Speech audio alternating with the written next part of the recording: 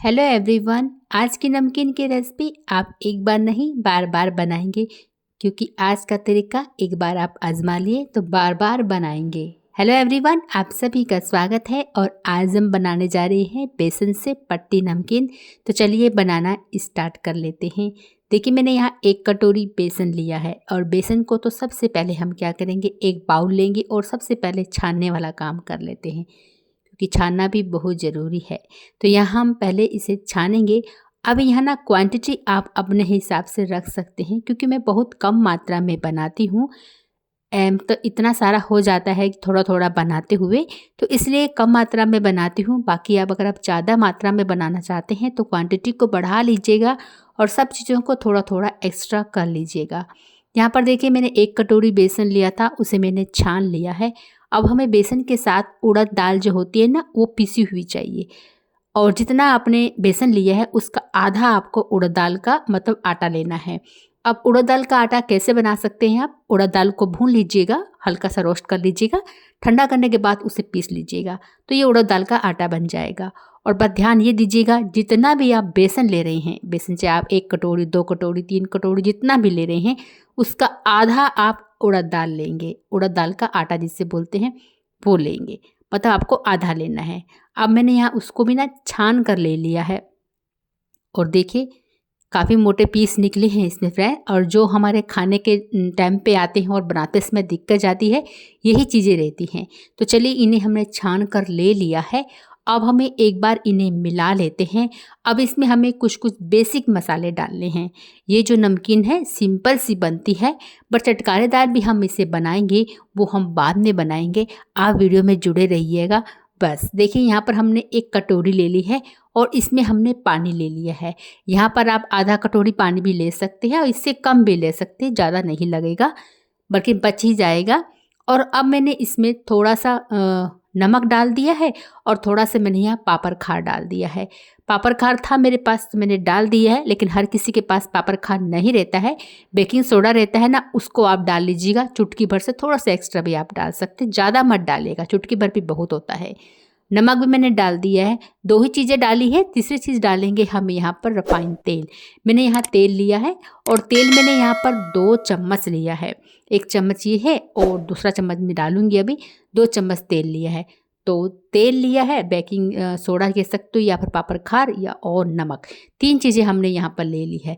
तो नमक देखिए, हो सकता है आपके अनुसार नमक कम भी हो जाए और आपके अनुसार नमक ज़्यादा भी हो जाए, तो नमक आपने अपने हिसाब से यहाँ पर आप ऐड कर लीजिएगा। कम रहता है तो ठीक रहता है, क्योंकि हम नमक को बाद में भी ऐड करेंगे, तो इसलिए यहाँ पर कम ही नमक डालिएगा।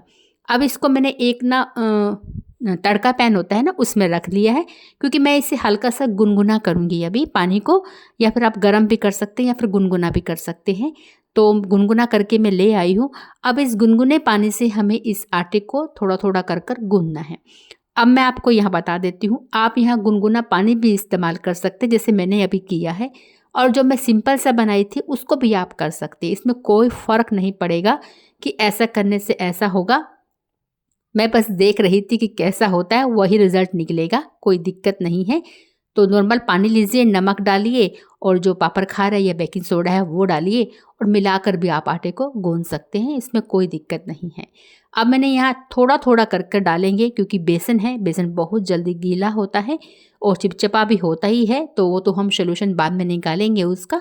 फिलहाल तो यहाँ थोड़ा थोड़ा पानी डालते हुए हमें इसका आटा तैयार करना है। जब हम इसका आटा तैयार कर लेंगे ना, उसके बाद हमारी असली कसरत चालू होगी। तो यहाँ पर देखिए, मैंने थोड़ा थोड़ा पानी डालते हुए इसका आटा तो लगा लिया है। अब आटे को आपको अच्छे से मसलते हुए गूंदना है। जैसे मैं हर बार आपको बोलती हूँ कि थोड़ा सा जैसे बोलते हैं ना कि आटा हमारा थोड़ा सा चिकना सा हो जाए, इस टाइप का, उस टाइप से हमें इसे गूंदना है। सिर्फ गूंद के छोड़ना नहीं है, सिर्फ हल्के से उसको रगड़ते हुए, देखिए जैसे मैं कर रही हूँ, इस तरह से कीजिएगा, तो क्या रिजल्ट अच्छा मिलेगा। तो यहाँ मैंने इसको ऐसे किया और बाद में मैंने इसको बिटोरा, हल्का सा तेल लगा लीजिएगा, उसके बाद ही समेटेंगे, क्योंकि बेसन चिपकता है। यहाँ देखिए, मैंने पूरा समेट लिया है। अब मैं आपको यह बता देती हूँ, मेरा आटा मुझे लगा थोड़ा सा गीला था। आप इससे थोड़ा सा टाइट आटा गूंदिएगा, क्योंकि हमें ना इसकी रोटी बेलनी है, और रोटी जब बेलेंगे तो वो फटेगी, क्योंकि बहुत पतला आटा है। तो थोड़ा सा टाइट आटा गूंदिएगा, पानी थोड़ा कम लगाइएगा।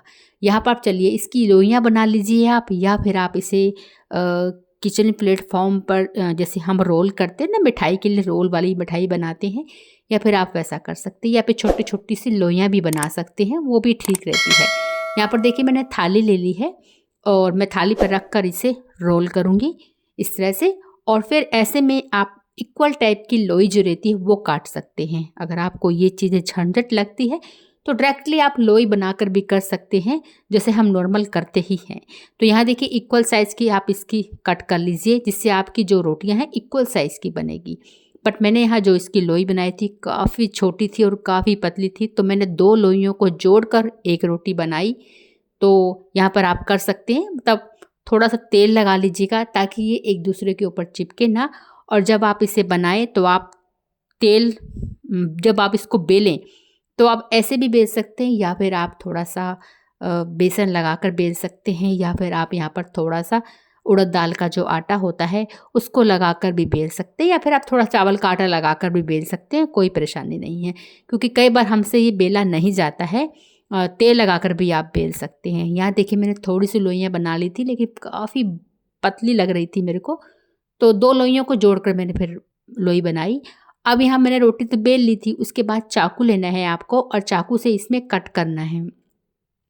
कट कैसा करना है? बीचम बीच में किनारे वाले हिस्सों को छोड़ देना है, पूरा कट नहीं करना है। मतलब बीच के जो हिस्से होते हैं, क्योंकि अगर आप किनारे तक कट करेंगे तो पूरा कट हो जाएगा। अगर आप कुछ डिज़ाइन देना चाहते हैं, वैसे तो इसको बनाने के बाद हमने इसको तोड़ना ही है, तो आप यहाँ अलग अलग पट्टी भी कर सकते हैं। मैं तो आपको दिखाने के लिए कर रही हूँ कि अगर आप अलग अलग पट्टी नहीं करना चाहते हैं तो इस तरह से भी आप कर सकते हैं। और ये तरीका बहुत आसान है।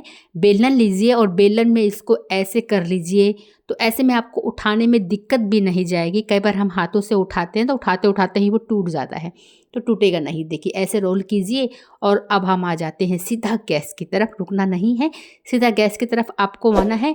और जो हमारा पैन है, तेल जो गरम करने में रखा हुआ है, उसमें आप बिल्कुल आराम से डालिएगा, झपट के नहीं, बिल्कुल आराम से हम इसको डाल देंगे ऐसे करके। ये देखिए, और बिल्कुल कहीं से टूटा नहीं है, बिल्कुल आराम से इजली से चला गया, और बिल्कुल साबुत आपको मिलेगा, कहीं से टूटा हुआ भी नहीं मिलेगा।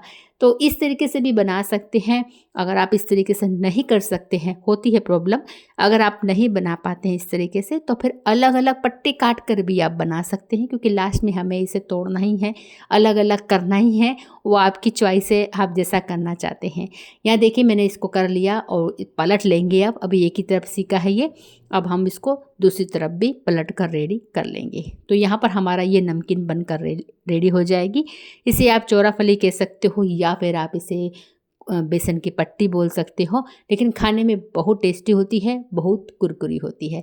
तो एक बार ट्राई आप ज़रूर कीजिएगा। यह देखिए मैंने एक इस तरीके से बनाया, और दूसरा मैंने अलग अलग पट्टी काट कर ना इसमें डाल दी। तो ये भी बहुत इजी तरीका है, कोई परेशानी नहीं होगी आपको उठा उठा कर डालने की। अलग अलग पट्टी कीजिए और इसको भी तल लीजिए, और ये बहुत अच्छे से बनकर रेडी हुई। तो इस तरह से भी आप बना सकते हैं। तरीके बहुत होते हैं, कोई इजी सा तरीका ढूंढिए और बनाइए। तो ये इजी सा तरीका है जो मैं आपसे आज शेयर करी हूँ। इस तरीके से भी आप बना सकती हैं। और देखिए अब इसको उलट पुलट कर कर हम निकाल लेंगे, और ये भी हमारी पट्टी बन जाएगी। तो आपको आज का तरीका कैसा लगा हमें ज़रूर बताइएगा। अच्छा लगा हो तो प्लीज़ वीडियो को लाइक ज़रूर कीजिएगा, और हाइप करना बिल्कुल मत भूलिएगा। अब इसके लिए हमने बनाने हैं मसाला। वो तो बिल्कुल सिंपल से थी, सिर्फ नमक गिरा हुआ था। अब हम चटपटा बनाएंगे ना इसको, तो क्या करेंगे, मिर्च ले लेंगे, चाट मसाला ले लेंगे, 2 चीज़ें ज़रूर लीजिएगा। उसके बाद नमक भी आप इसमें ऐड कर लीजिएगा, क्योंकि नमक हमने वहाँ बहुत कम डाला था। बाकी आपकी चॉइस है, डालना चाहते तो डाल सकते हैं। यहाँ पर मैंने थोड़े से काली मिर्च का पाउडर ले लिया है, और मैंने थोड़ा सा बाद में इसमें थोड़ा सा जीरा पाउडर भी डाल दिया था। अब इन्हें हमें मिला लेना है। तो बस अब इन मसालों को हमें उसके ऊपर ना स्प्रिंकल करना है, यानी कि फैला कर रेडी करना है। तो 2 तरीके की बन जाएगी। जो सिंपल खाना चाहते हैं सिंपल खा सकते हैं, और जो मसाला वाला खाना चाहते हो मसाला वाला खा सकते हैं। तो बस यहाँ देखिए लिया है। अगर आप इसको गर्मा गर्म में डालेंगे तो जल्दी से कोटिंग हो जाएगी इसके ऊपर। आपको समय नहीं लगेगा। अगर आपको ठंडे में डालोगे ना तो थोड़ा सा चिपकने में दिक्कत जाती है, क्योंकि गर्मा गर्म में तेल लगा होता है हल्का हल्का सा, तो आराम से वो ईजिली से इसमें हो जाती है। और ये देखिए कितना सुंदर सा हमारा ये बनकर रेडी हुआ है, बहुत ही क्रिस्पी। तो इस तरीके से आप बनाइएगा और खाइएगा और हमें बताइएगा। तो यहाँ पर देखिए मैं तोड़ रही थी इसको और आराम से टूट रहा था और कुरकुरा जिसे बोलते हैं ना, बना था। तो ये देखिए कितना सुंदर सा इसका लुक आया है, बहुत ही प्यारा। ये देखिए कितना आराम से टूट रहा है। तो इस तरह से बनाइए और खाइए। तो चलिए मिलेंगे आपसे अगले वीडियो में। वीडियो देखने के लिए आप सभी का तहे दिल से बहुत बहुत धन्यवाद कि आपने इतना कीमती समय हमें दिया।